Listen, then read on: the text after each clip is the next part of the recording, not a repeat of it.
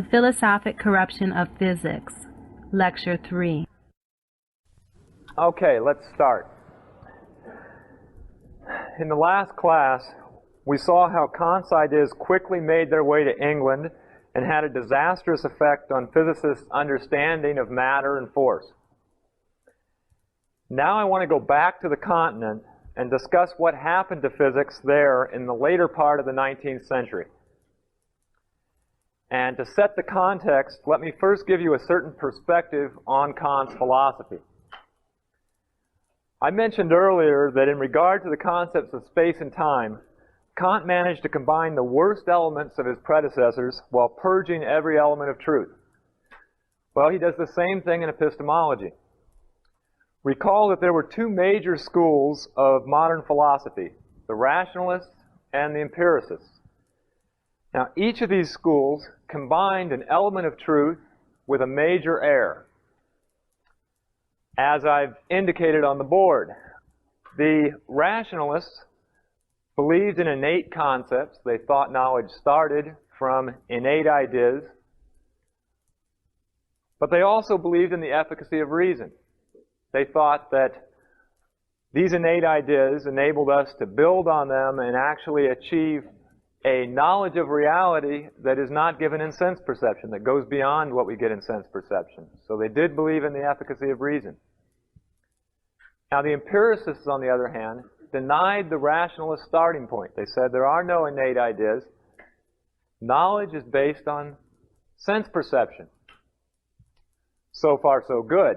But the modern empiricists went on from there to say that knowledge not only starts with sense perception, and in effect it ends with sense perception.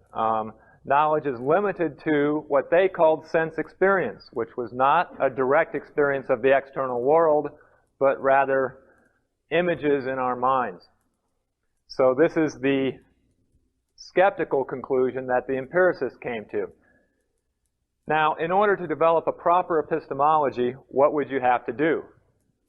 Well, you would have to take from the empiricists the idea that knowledge is based on the senses, and from the rationalists the efficacy of reason, that reason allows us to go beyond sense perception and gain knowledge of reality that is only available at the conceptual level. What does Kant do? Exactly the opposite, right?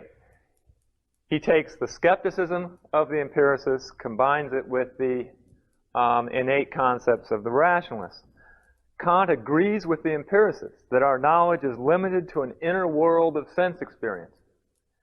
But he adds, the world of sense experience is created by our innate concepts. What makes sense experience possible is our mind's innate conceptual rules for synthesizing the manifold of sensations. Kant combined the innate concepts of the rationalists with the skepticism of the empiricists. And notice that the fundamental here that unites both of these ideas for Kant is that consciousness is detached from an unknowable reality. Now, the philosophers that followed Kant all accepted his basic premise, but some chose to emphasize the rationalist side of Kant, while others chose to emphasize the empiricist side.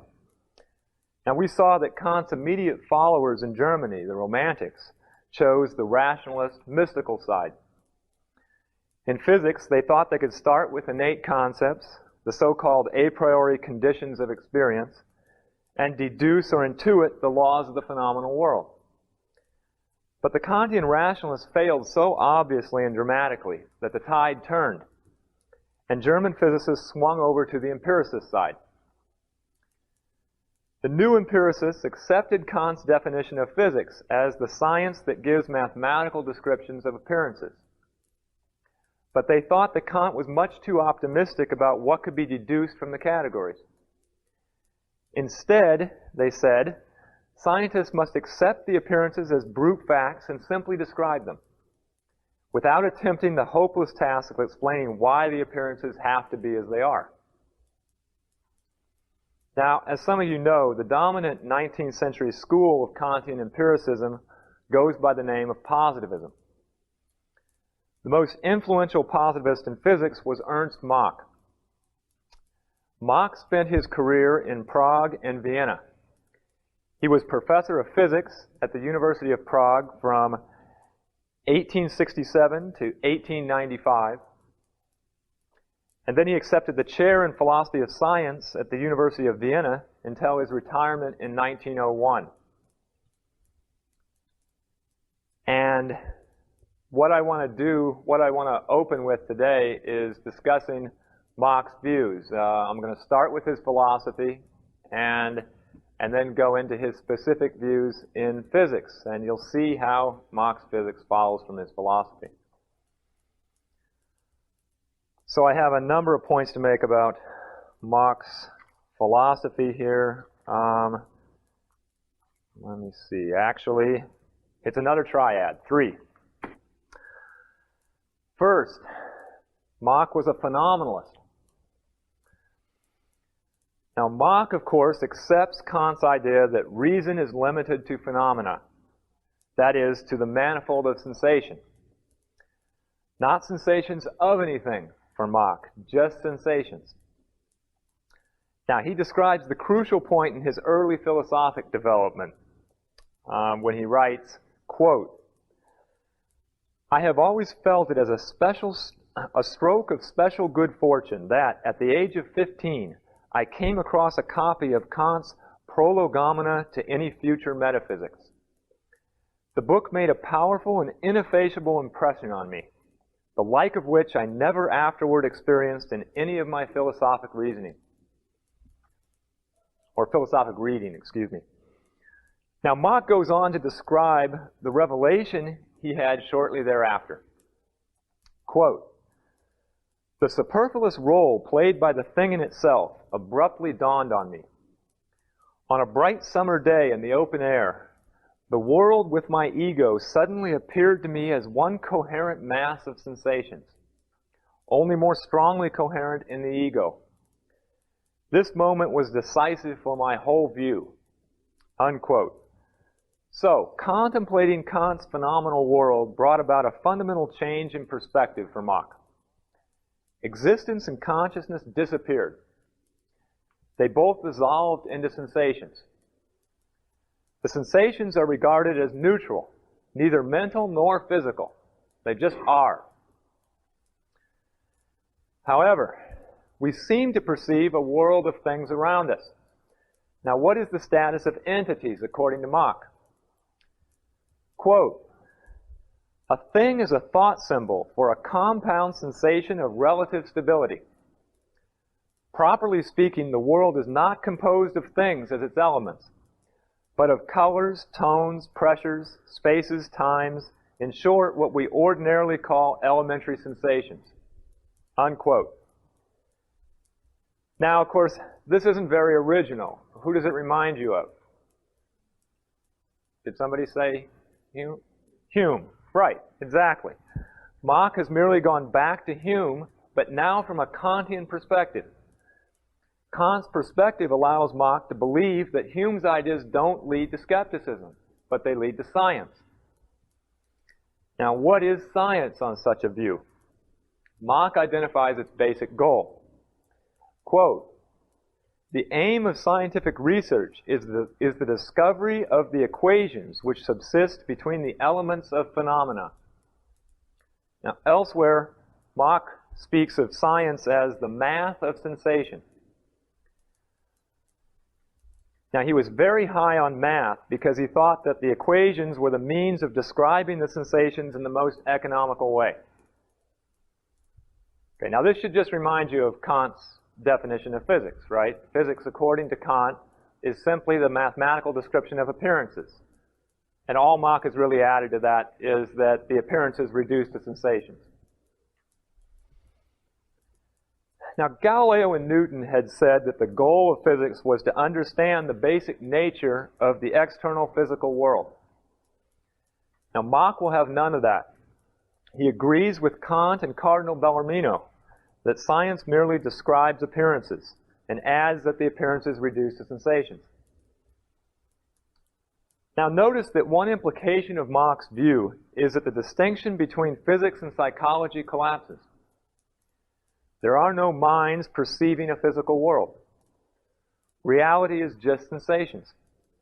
For example, considered in isolation, a particular sensation of red is neither mental nor physical. According to Mach, if we think of it in a context that includes the idea of light, then we regard it as physical. On the other hand, if the context includes such ideas as optic nerve, then we regard it as mental. The distinction is merely one of context and perspective. Now, Mach and many of his followers were serious about integrating physics and psychology and applying the same methods to both fields. One colleague of Mach's, Wilhelm Ostwald, actually derived the mathematical equation for happiness, which I've written on the board. I told you I wasn't going to give you too many equations, but I couldn't pass this one up. Happiness equals E squared minus W squared, where E is energy applied with purpose and success, and W is energy applied with aversion and reluctance. So, take that for what it's worth and be happy. Now, the last time I gave this class, someone asked me about the derivation.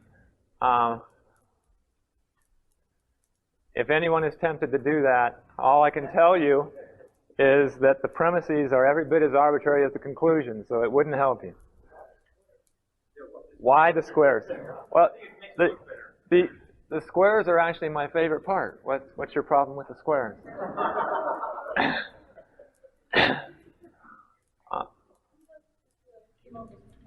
Wilhelm Ostwald. Okay. Second point in Mach's philosophy. Mach rejected Kant's noumenal world. Now, Kant had said that the noumenal world was inaccessible to reason, but he still made a place for it in his philosophy. He still spoke of it and even claimed we could access it through our emotions. But Mach rejects the noumenal world entirely. He holds that it is unintelligible to say anything about it, even that it exists. And he equates the whole subject of metaphysics with claims about the noumenal world, or claims about why experience has to be as it is. So metaphysics is thrown out. Quote, "I should like the scientist to realize that my view eliminates all metaphysical questions. Everything we can know about the world is expressed in the sensations. Everything we can want to know is given by a mathematical description of the functional dependency of the sensational elements on one another. This exhausts our knowledge of reality." And of course, Mach puts reality in scare quotes. Now, furthermore, since philosophy is based on metaphysics, philosophy must also be thrown out. Quote, "There is no Machian philosophy. At most, there is a scientific methodology and a psychology of knowledge. The land of the transcendental is closed to me." Okay, by transcendental, he means reality, Kant's noumenal world. We are trapped in this world of sensations. We cannot be aware of reality. He considers that transcendental. That's one of Kant's terms. Mach continues, "And if I make the open confession that its inhabitants, the inhabitants of reality, this transcendental world, are not able to excite my curiosity, then you may estimate the wide abyss that exists between me and many philosophers. For this reason, I have declared explicitly that I am by no means a philosopher, but only a scientist." Unquote. Now, this attitude toward philosophy is shared by most physicists today. Mach is one of its main sources, and Kant is its ultimate cause. Kant put reality beyond reason and science, and by doing so destroyed metaphysics and convinced scientists to reject the whole subject. And we can see the irony here. Physicists are so completely and helplessly in the grips of Kant's philosophic ideas that they are blind to the ideas. To make you unconscious of philosophy by means of your philosophy Nothing could be more ingenious. Now, many positivists stopped short of rejecting philosophy entirely. They still thought that there was a role for philosophy as the handmaiden of science. In effect, philosophers should act as referees, blowing their whistles when scientists step out of bounds. Now, the boundary encloses the world of appearances. Any claim about the reality beyond the appearances is considered out of bounds. Now, observe that this is the exact opposite of the proper role of philosophy. Philosophers should blow their whistles when abstractions don't refer to reality, not when they do. Now, Mach hints at what the later positivists would regard as the role of philosophy when he writes, quote, "Not all problems that arise in the development of science can be solved. On the contrary, many will fall away because one recognizes them as null. By the annihilation of problems that rest on a false manner of asking questions, science takes a fundamental step forward." Unquote. Now, this view has had enormous influence on physics. One could even say that the annihilation of questions is an essential characteristic of 20th century physics. And we'll see that particularly when we get to quantum mechanics. All right, point number 3 in Mach's philosophy. Mach was a nominalist. For Mach, concepts are arbitrary groups of sensations or relations among the sensations. Now, we are not forced to name the sensations in any particular way, according to Mach, but he emphasizes that we should do so in the most economical way. Economy of description is Mach's internal criteria of truth. Now, Kant had thought that his innate concepts were the necessary conditions for the possibility of experience, and therefore there was no choice about them. They're hardwired into us, in effect. But Mach rejects Kant's innate concepts. For example, he writes, quote, "The law of causality is sufficiently characterized by saying that it is the presupposition of the mutual dependence of phenomena." Unquote. So what was a category for Kant becomes a convenient presupposition for Mach. Otherwise, the idea of causality remains unchanged. It is still viewed as a relation that we impose on phenomena, not a relation between real entities and their actions. Now, however, since some people continue to think of causality in that confused realist way, Mach concludes, quote, "I hope the science of the future will discard the idea of cause and effect as being formally obscure." Unquote. Now, notice what a small step it is from Kant's primacy of consciousness view of causality to rejecting the idea altogether. I mean, Kant detached causality from the real world. Once he does that, the philosophers behind him came along, simply denied the necessity of his categories, and then threw out causality altogether.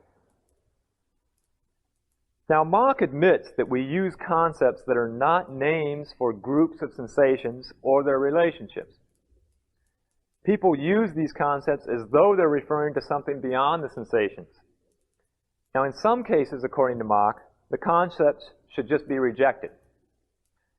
But in other cases, Mach admits that the concepts have a certain heuristic value. He claims that they can function as aids to help us remember the relations among the sensations. So, as far as concepts, I mean, I'm going to give you examples later, but right now I just want to say Mach admits that there are many concepts in the language that don't seem to directly refer to sensations. Now, should we just throw them out on his view? Well, a lot of them he says we should. But there are some, he says, that have this pragmatic, heuristic value that they help us remember the sensations. So, at least on a temporary basis, he's willing to keep those concepts. And Mach writes, quote, "What we represent to ourselves behind the appearances exists only in our understanding. Such representations have only the value of aids to our memory, whose form, because it is arbitrary and irrelevant, varies easily from the standpoint of our culture. Unquote. Now, according to Mach, many of the theoretical concepts of science have this status. Physical theories employing such concepts can be useful in the first stages of scientific investigation as devices for remembering the sensations. But eventually such theories should be eliminated, leaving behind only the equations describing the sensations. That's the end goal of science. And there's a famous quote from Mach. He writes, "The object of natural science is the connection of phenomena, but theories are like dry leaves which fall away when they have ceased to be the lungs of the tree of science." So in the end, Mach was against abstract theories, just as you would expect of a modern empiricist. Okay, now, let me tell you a little bit about Mach's physics. And we'll see how Mach applied these ideas to science. Now, it probably won't surprise you to learn that Mach rejected the concept of matter. By matter, we mean the physical stuff that entities are made of. But such an idea transcends sensation, and so it's out. Mach doesn't even think that the concept can serve as a heuristic aid to memory. Quote, "To us investigators, the concept soul is irrelevant and laughable. But matter is an abstraction of exactly the same kind, just as good and just as bad. We know as much about the soul as we do of matter." Unquote. And by that, Mach meant we know nothing of it. Now, what about concepts of chemical elements? Now, here Mach is willing to accept them, but only as devices for recalling the sensory experiences. He writes, quote, "We say that water consists of oxygen and hydrogen. But this oxygen and this hydrogen are merely thoughts or names which, at the sight of water, we keep ready to describe phenomena which are not present but which will appear again whenever we decompose water." Unquote. You get that? When we say that water is made of hydrogen and oxygen, we are not referring to the components of water molecules, according to Mach. We are just referring, for example, to the electrolysis experiments where we see the volume of water decreasing as gases called hydrogen and oxygen bubble up at the electrodes. Now, this is ridiculous, of course. It's like saying that the name Aristotle refers to our sensory experiences as we read about him in a book. And later positivists would say exactly that. Now, on this approach, what becomes of Newton's physics? Well, consider Newton's second law of motion. Force equals mass times acceleration. Now, according to Newton, what this law means is, first, real physical bodies exert real physical forces on each other, causing accelerations.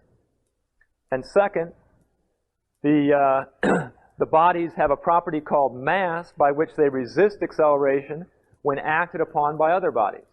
Okay, so this is a realist physical interpretation that Newton gives to his famous law of motion, F equals ma.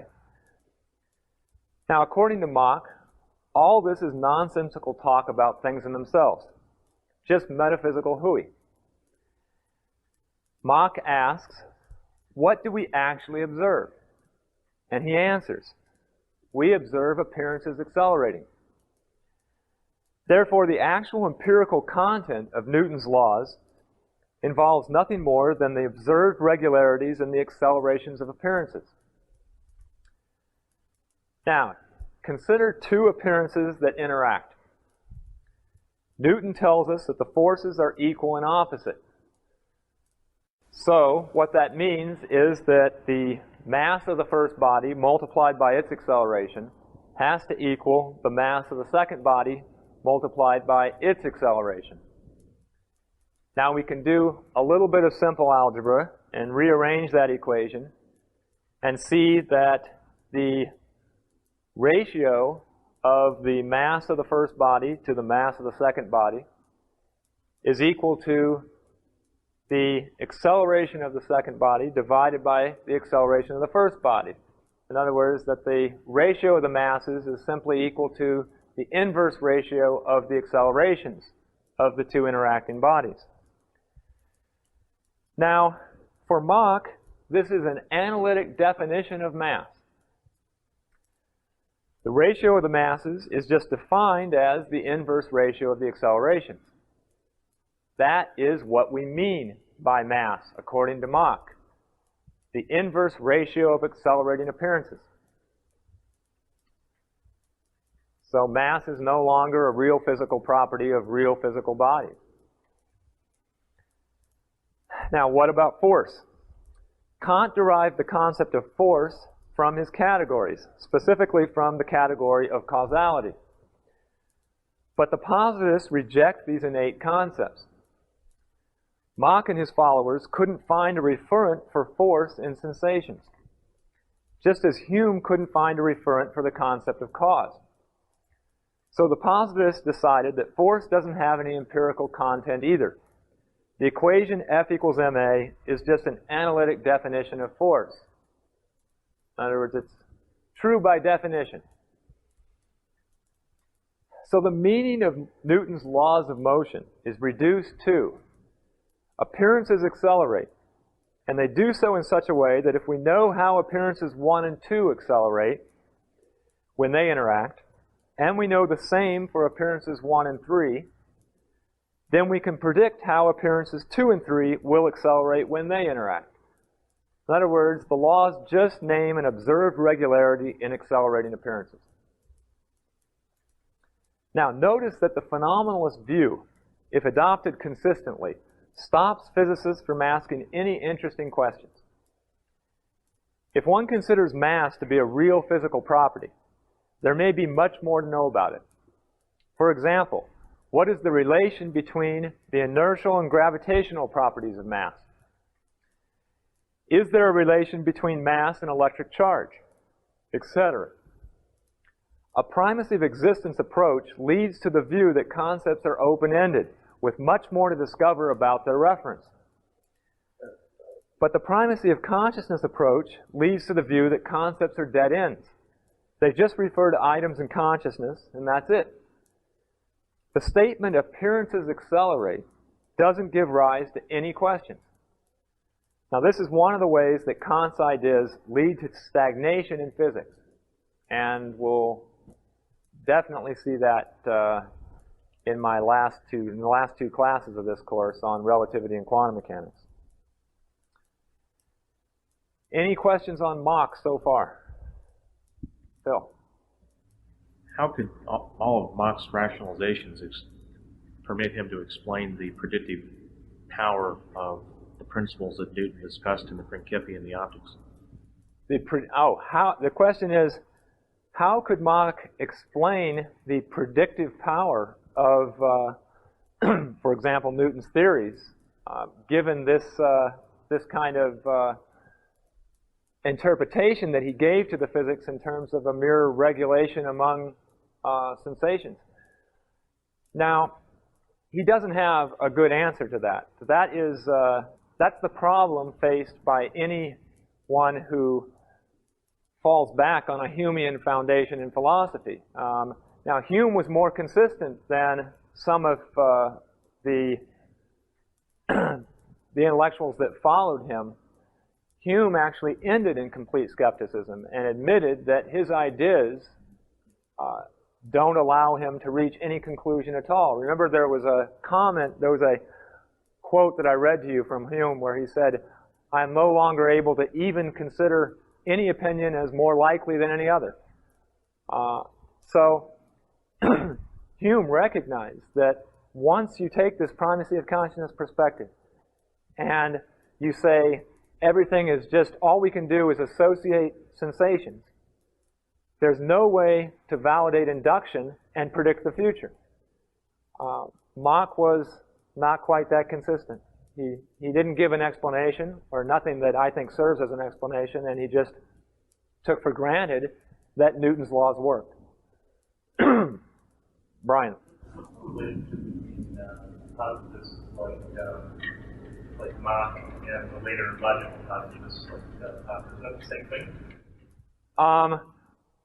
Well, Popper is a little different, but the question is, what is the relationship between Mach and the later positivists, say, of the Vienna Circle in the 1920s and 30s?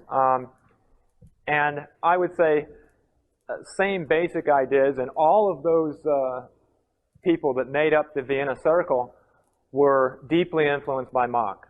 So the relationship was that Mach was a major influence on those later thinkers. Okay, well, does Mach rest content after attacking the foundations of Newton's physics? Well, no, I've saved the worst for last. Mach is famous for his incredibly successful attack on one of the crowning achievements of 19th century science, the atomic theory of matter. Now, the theory that all matter consists of differing arrangements of elementary particles called atoms goes back to ancient Greece. In the 17th century, most natural philosophers believed that matter was probably composed of atoms, or corpuscles, as they like to call them. They believed it mainly because the theory seemed to be the simplest way to explain the incredible diversity of things that we see in nature. It seemed plausible that the variety of things we see around us could be explained as complex arrangements of a relatively small number of atoms. To deny the atomic theory seemed to force one into the unsatisfying conclusion that there were literally thousands of irreducibly different materials. If the job of the scientist was to find the underlying simplicity in nature, the atomic theory held out the potential for doing just that. So that is by way of explanation as to why so many scientists were inclined to accept an atomic theory prior to the 19th century. But prior to the 19th century, there was very little specific scientific evidence for the existence of atoms. And the situation changed rapidly during the 19th century. In my judgment, the existence of atoms had been proven by 1870.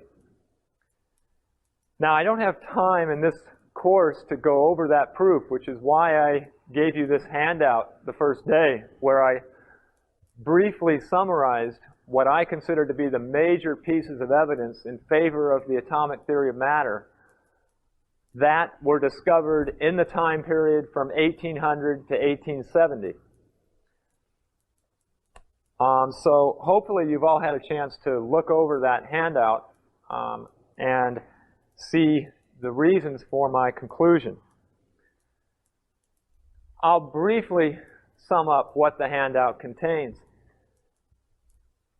The evidence I cite there starts from Dalton's atomic theory, his law of multiple proportions in chemistry, which he explained in terms of the atomic theory.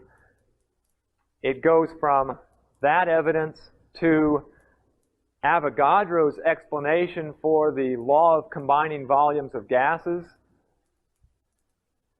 to the work of Dulong and Pettit in using the atomic theory to explain the heat capacities of materials, to Faraday's explanation for his electrolysis experiments in terms of the atomic theory, to the early atomic theory of gases. And I explain on the last page of the handout how Maxwell was able to explain various properties of gases in terms of the atomic theory. And finally, toward the end of this period, scientists were able to actually calculate the size of atoms by several independent methods, which all gave results in agreement. So this is an enormous body of evidence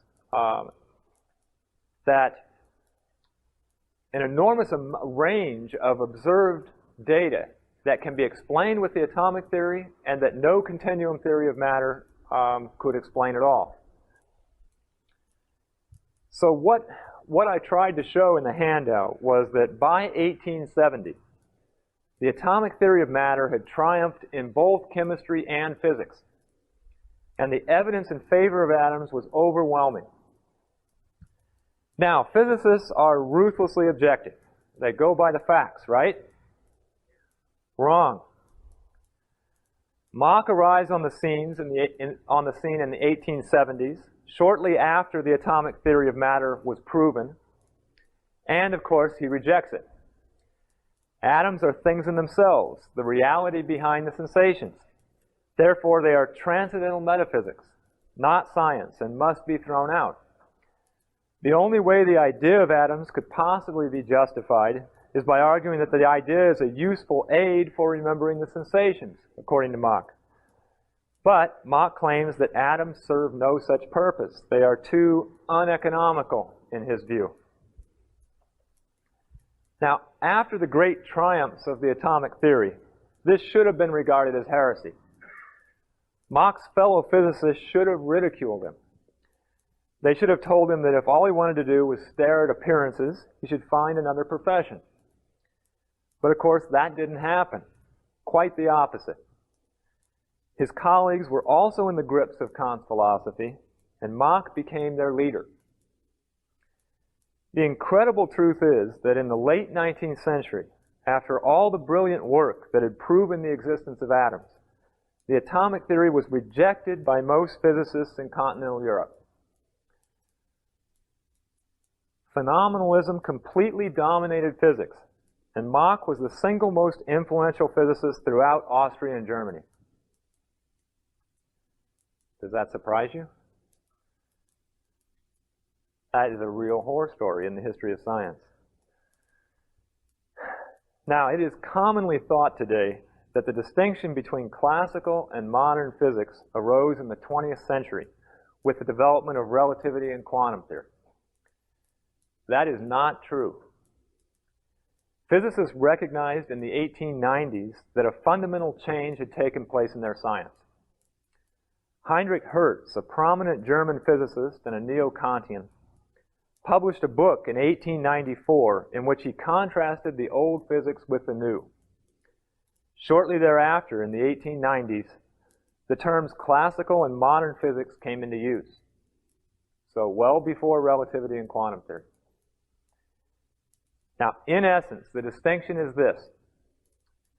Classical physics holds that there is a real, causal, physical world, and the goal of physics is to discover its basic nature. Modern physics holds that there are appearances, and the goal of physics is to describe them mathematically. I'll repeat that. Classical physics holds that there is a real, causal, physical world, and the goal of physics is to discover its basic nature. Modern physics holds that there are appearances, and the goal of physics is to describe them mathematically. Now, this is the distinction between Newton and Mach, or even more deeply, between Aristotle and Kant. Modern physics is fundamentally Kantian, and in the late 19th century, its leading representative was Ernst Mach. Now, Mach did have an opponent. His name was Ludwig Boltzmann, and the Machians gave him a nickname. They realized that they were tearing down the edifice of classical physics. They called Boltzmann the last pillar. Boltzmann's years are 1844 to 1906. He was Austrian, and he spent the early part of his career at the University of Graz and the later part at the University of Vienna. Boltzmann's greatest accomplishment was to integrate the atomic theory with the field of classical thermodynamics. In particular, he was the first to grasp the physical meaning of the concept of entropy. He explained it in terms of the atomic configuration of the physical system. He was also the first to explain the way in which physical systems move toward a state of equilibrium. So Boltzmann was a great physicist. He had great accomplishments in physics. But he spent his career fighting a lonely battle. According to his fellow physicists, he committed an unforgivable sin. He dared to suppose that he could know the reality behind the appearances. He had the audacity to believe that atoms are real, just as Galileo had had the audacity to believe that he was describing reality, not appearances. Boltzmann's opposition did not come from the Catholic Church and Cardinal Bellarmino, but from the Church of Kant and Cardinal Mach. I'm sure you all know the story of Galileo's persecution. After he was forced to deny the reality of the Earth's motion, he muttered under his breath, "Nevertheless, it does move." Boltzmann saw the parallel with his own situation. In a paper written in 1897, he concludes with the statement, "I think I can safely say of atoms, nevertheless, they do move." Unquote. By the end of the 1890s, Boltzmann realizes he is losing his battle. In the foreword to his 1898 book on the theory of gases, a theory based on the existence of atoms, he writes, quote, "It would be a great tragedy for science if the theory of gases were thrown into oblivion because of a temporarily hostile attitude toward it. I am conscious of being only an individual struggling weakly against the stream of time. But it still remains in my power to contribute in such a way that, when the theory of gases is again revived, not too much will have to be rediscovered."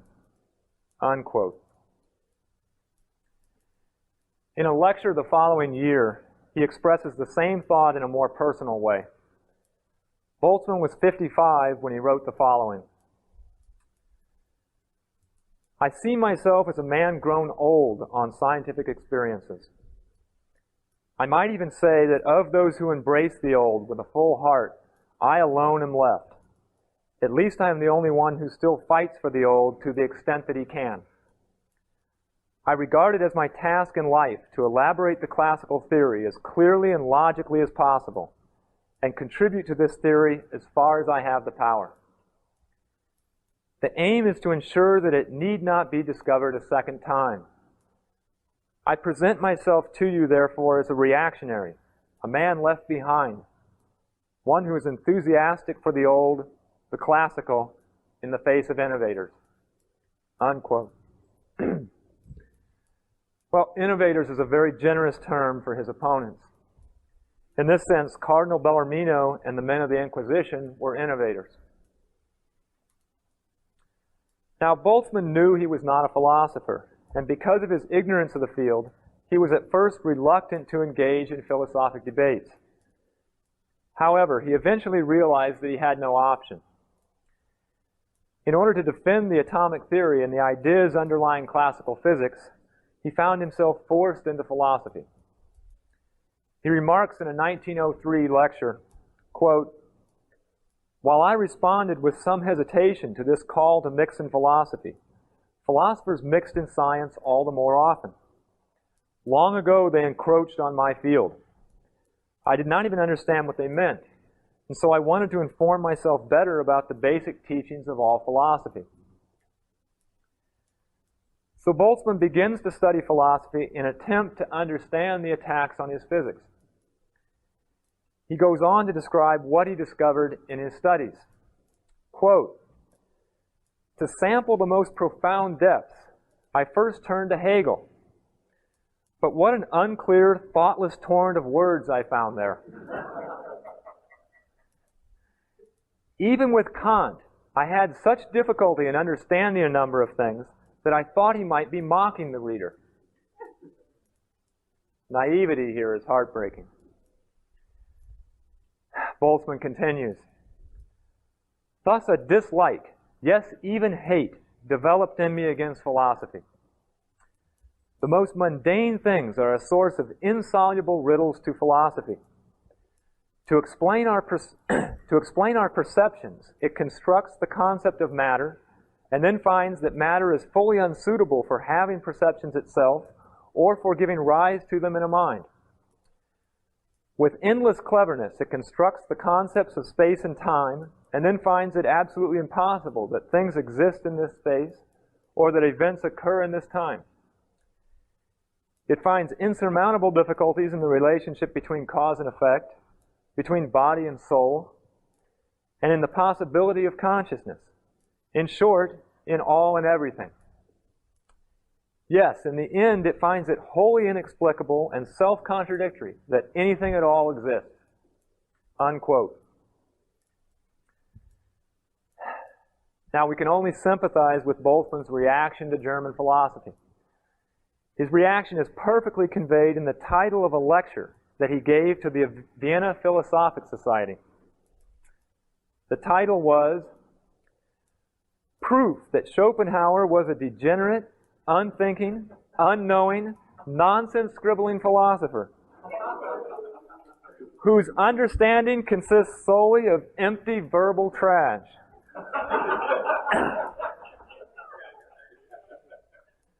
Now, that's probably the greatest lecture title in history.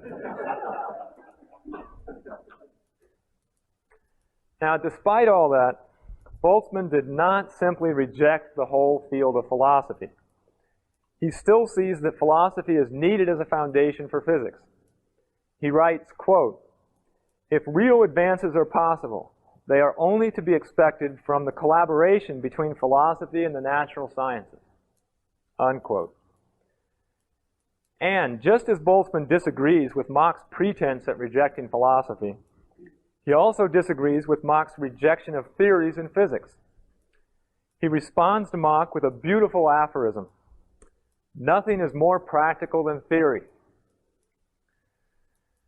Now, I don't want to leave you with the mistaken impression that in addition to being a great physicist, Boltzmann was also a great philosopher. He certainly wasn't. What was required at the time was a philosophic answer to Kant, and that was well beyond Boltzmann's capability. Boltzmann didn't believe that sense perception gave us direct awareness of entities in the world around us. Rather, he adopted the pre-Kantian representationalist view of perception, according to which we perceive only mental images, but by reasoning we can know the external world that caused the images.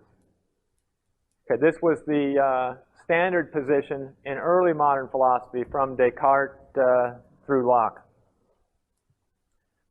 Now, how can we, by reasoning, know the external world, given that we're not directly aware of it in perception? Well, obviously we can't validate our abstract ideas by reducing them back to knowledge of reality given directly in perception, because there is no such knowledge. So instead, Boltzmann argued that an idea was true if it cohered consistently with our other ideas, and it worked in practice. That is, it led to successful action. Now, this is a weak, pragmatic epistemology. But at least he was trying to argue that there was a reality and that somehow we can know it. Very few others were even making that effort. The tragedy is that Boltzmann's confusion in philosophy led him to make disastrous concessions to his enemies.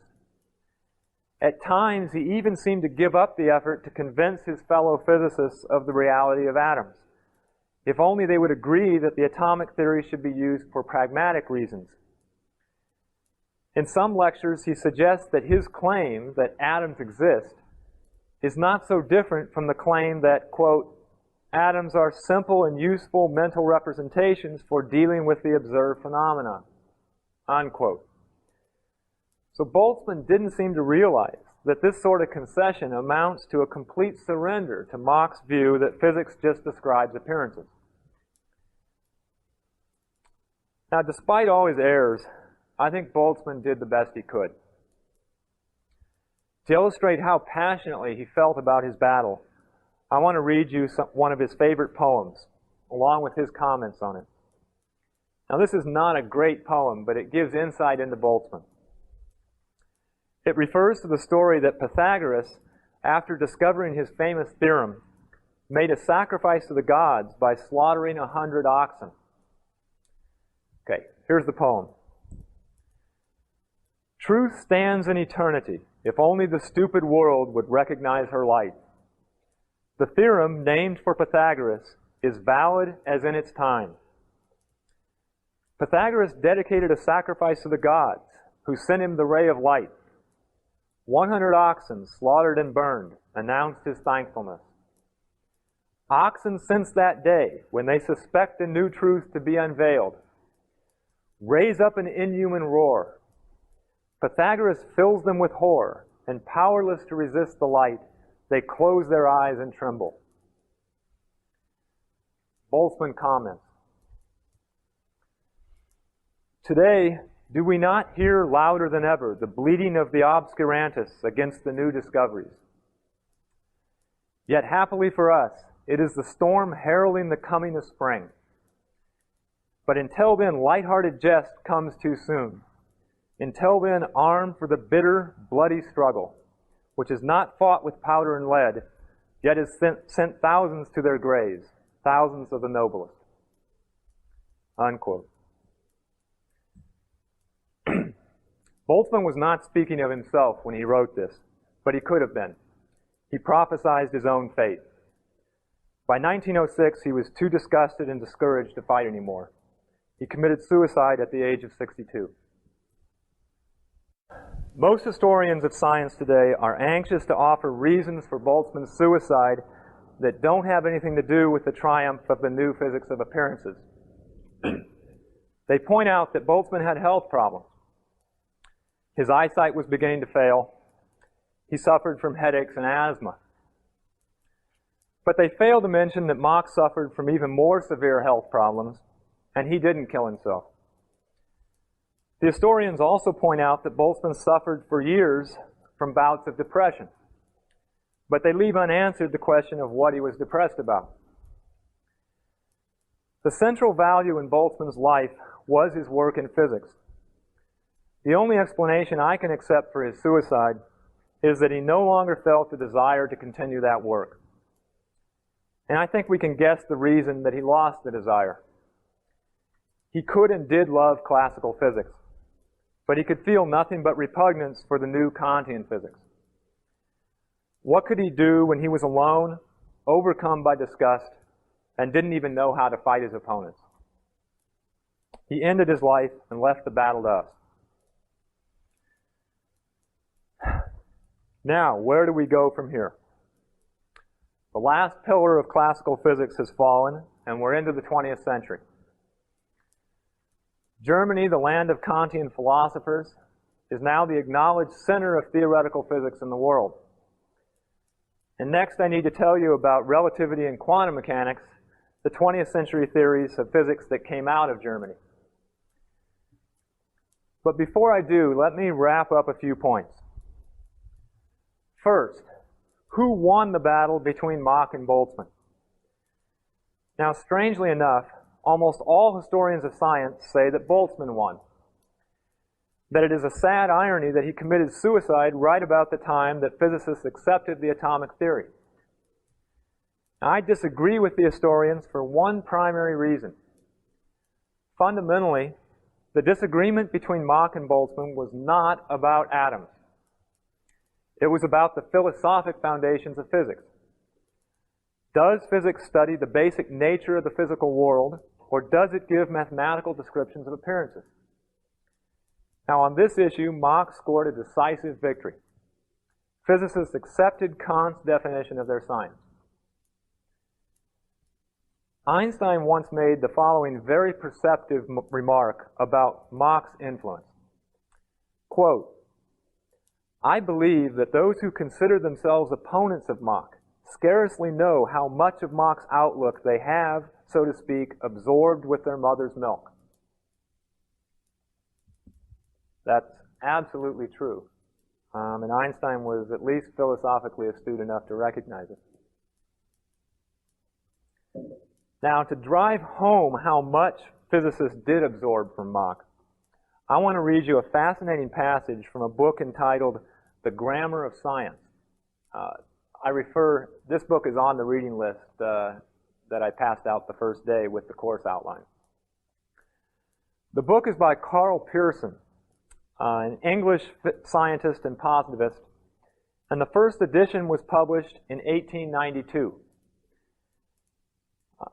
Now this book I found very valuable reading as evidence of how dominant Mach's ideas were, even in England. In the preface to the third edition, which was issued in 1911, Pearson writes, quote, "Reading the book after many years, it was surprising to find how the heterodoxy of the 1880s had become the commonplace and accepted doctrine of today." He's writing in 1911 now. "Nobody believes that science explains anything. We all look on it as a shorthand description, an economy of thought. It seems almost unnecessary now to republish the book, the lesson of which is that objective matter and force have nothing whatever to do with science, and that atom and ether are merely intellectual concepts solely useful for the purpose of describing our perceptual routine. What possible purpose, then, can this new edition serve?" In other words, everyone's already accepted my point of view. Why am I bothering to reissue the book? But now he identifies a purpose. He says there's still an idea from the old physics that has not yet been completely destroyed. Those are my words. I'm continuing with Pearson's quote now. "Beyond such discarded fundamentals as matter and force lies still another fetish amidst the inscrutable arcana of science, namely the category of cause and effect. Is this category anything but a conceptual limit to experience, and without any basis in perception beyond a statistical approximation? This idea will be scouted now, but the real question is, what will men of science be saying 20 years hence?" Unquote. Well, Pearson knew the nature of the change that had occurred in physics, and he even guessed where the new physics was heading. And he was right. We'll see that in less than 20 years after that passage was written, physicists explicitly rejected causality. But this was predicted decades in advance by a number of people, Pearson, Mach, those who understood philosophy and the direction physics was headed, realized that causality was on its way out. Now, I have a lot of material left to cover, but in my judgment, we've already seen the climax of the story I'm telling in this course. There's a parallel here with Shakespeare's tragedy Othello. Recall the climactic scene in the third act, where the hero Othello kneels and pledges his allegiance to the villain Iago. At that point, the audience knows Iago is in control and disaster is inevitable. If the history of physics were a tragedy, and it is, I would say that the climax was in the 1890s. That was when physicists knelt down in unison and vowed allegiance to Kant. Now, we'll see how the story unfolds in the 20th century, but at this point, you should be able to guess. Okay, any questions? Because I'm about to dive into the 20th century now, so the only way you can prevent me from doing that is to ask me a question. Yes? I was the first that you mentioned once visited Vienna. Excuse me? You once visited Vienna or Europe and you found a statue to Boltzmann. Oh, that story. Okay, thank you for bringing that up. Yeah, there's an interesting story about Boltzmann. You can see from what I've told you so far how this poor man was persecuted during his lifetime and ostracized by the majority of the physics community to the point where he thought that all he could do was try and save the atomic theory and record his ideas on the atomic theory and the theory of gases so that not too much would have to be rediscovered later. Now, after Boltzmann died, physicists did accept the atomic theory, at least for pragmatic use. We'll see the sense in which they accepted it later. And Boltzmann was rehabilitated after his death into a hero. He was buried in the cemetery at Vienna, and they made a huge marble bust of Boltzmann. Beneath the bust, they have his equation for entropy. And then beneath that, they have the words, "Was it a god who wrote these signs?" Now, that kind of hypocrisy, claiming Boltzmann as a hero to glorify the Austrian culture, after, in effect, he was killed by that Austrian culture, I thought was somewhat offensive. And I remember trying to find the words to express what I thought about that hypocrisy, and being reminded of a brilliant passage in Ayn Rand's journals where she talks about exactly this phenomenon in the Atlas journals, the way in which cultures will oppose a great man in every way possible and sometimes drive him to death, and then after they've killed him, claim him as a great hero to prove how wonderful their culture is. So that's the epilogue to the Boltzmann story. Okay, well, any other questions? Okay, well, we can get a start on this next section then, and leave us a little bit more time tomorrow. Okay, well, we finally made it to the 20th century. Kant's anti-Copernican revolution has taken over physics, which is now acknowledged as the science that gives mathematical descriptions of appearances. In the first decade of our century, a young genius developed the first fundamental theory of the new Kantian physics. That is, the first mathematical theory of appearances. The genius, of course, is Albert Einstein, and the theory is relativity. Now, Einstein's years are 1879 to 1955. He grew up in Munich, Germany, and went to college in Zurich, Switzerland, receiving his PhD in physics from the University of Zurich in 1905. Now, 1905 was a banner year for Einstein.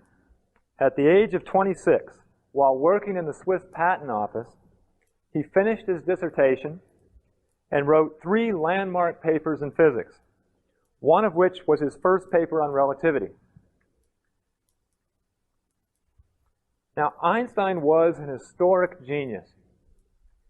In his capacity to think creatively about the fundamental concepts at the foundations of physics, he was second only to Newton.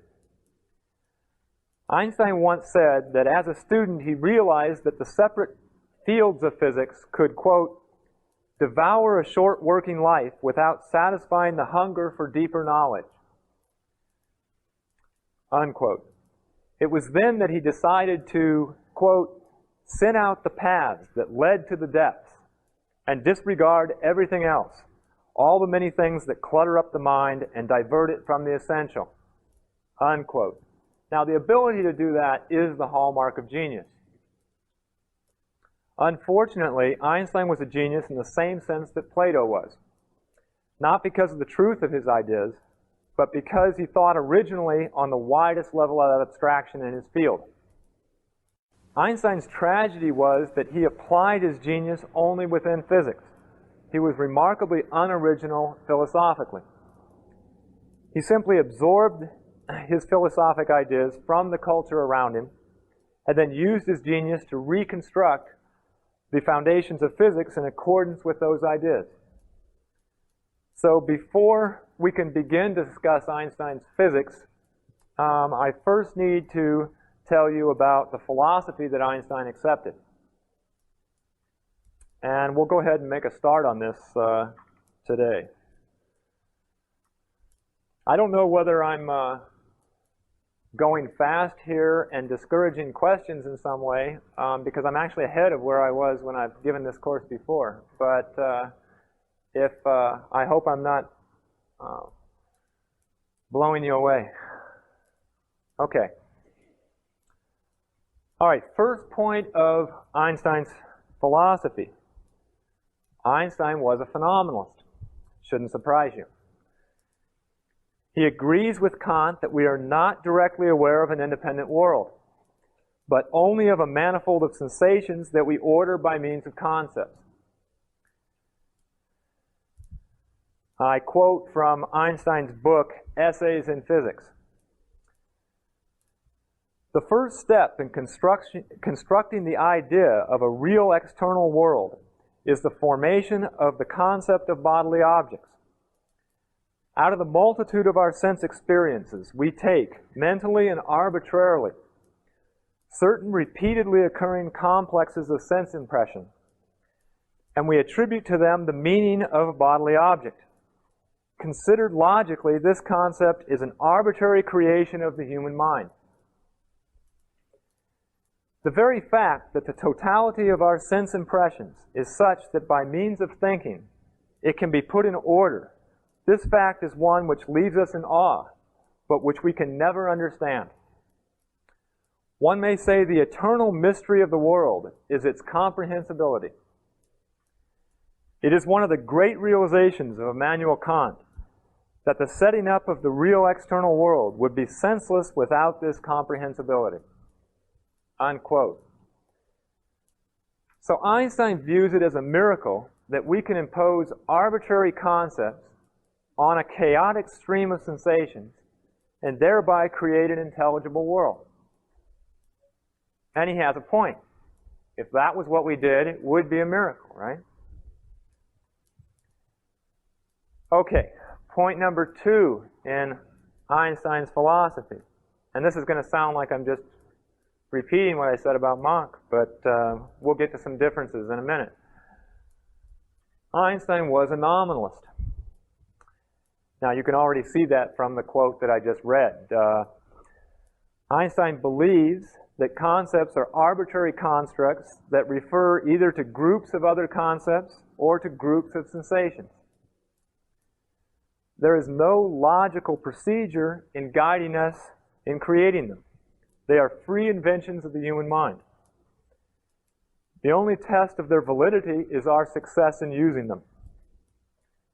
Now again, from Einstein's Essays in Physics, quote, "In my opinion, nothing can be said concerning the manner in which concepts are to be made and connected, and how we coordinate them to the experiences. In guiding us in the creation of such an order of sense experiences, success in the result is alone the determining factor. All that is necessary is the statement of a set of rules. One may compare these rules with the rules of a game, in which, while the rules themselves are arbitrary, it is their rigidity alone that makes the game possible. However, the fixation of the rules will never be final. There are no final categories in the sense of Kant." Unquote.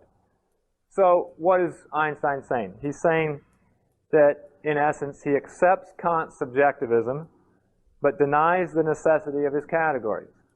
Now, this is the standard neo-Kantian view. In effect, it is Kant plus choice.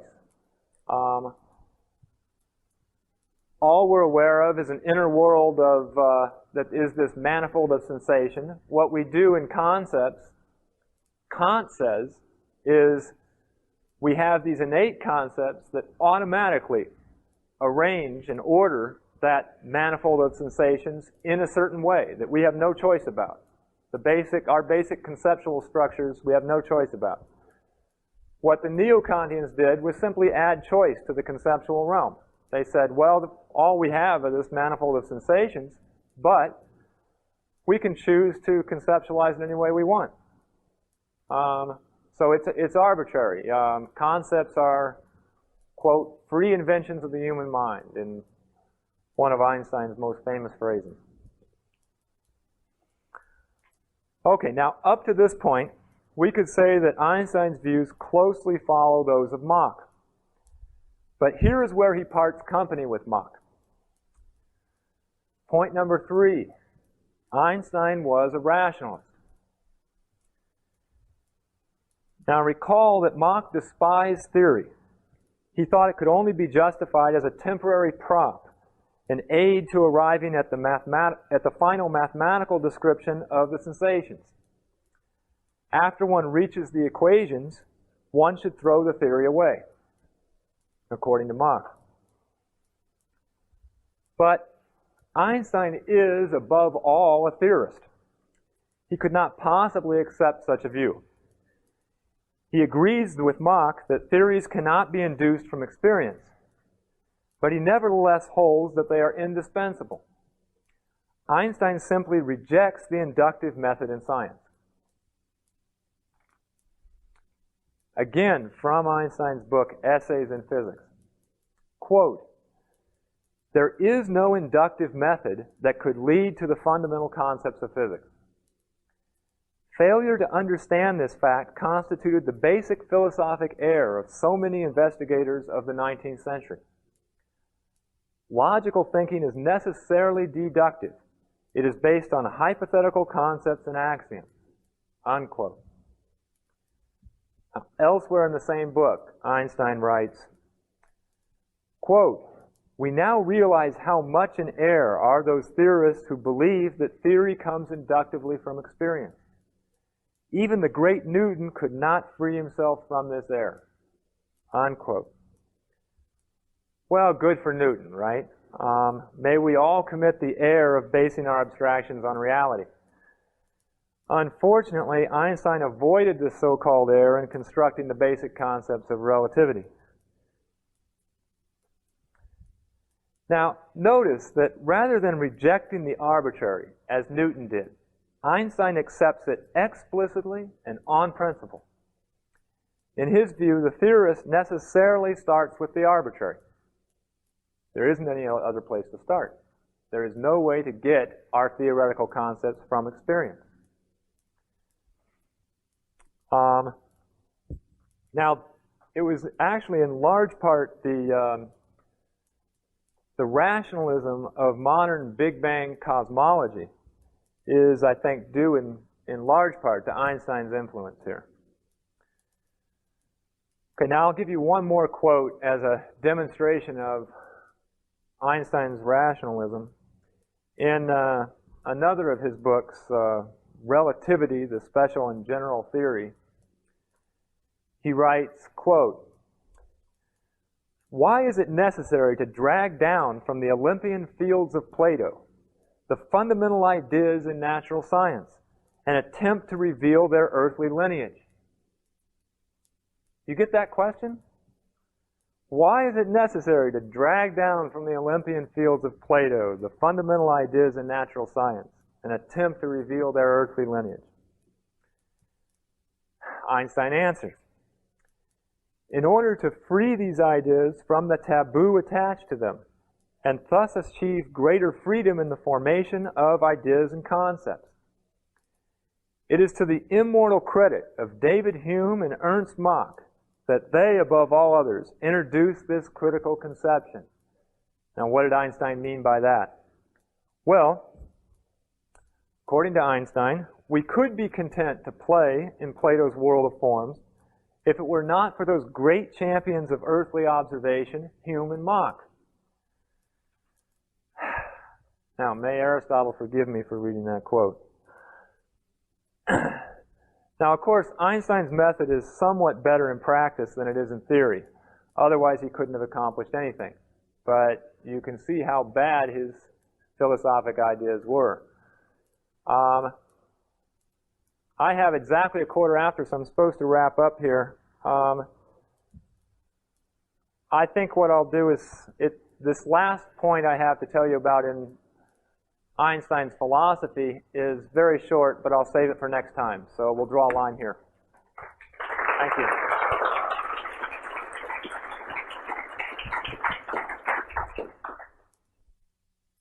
This course continues with Lecture 4.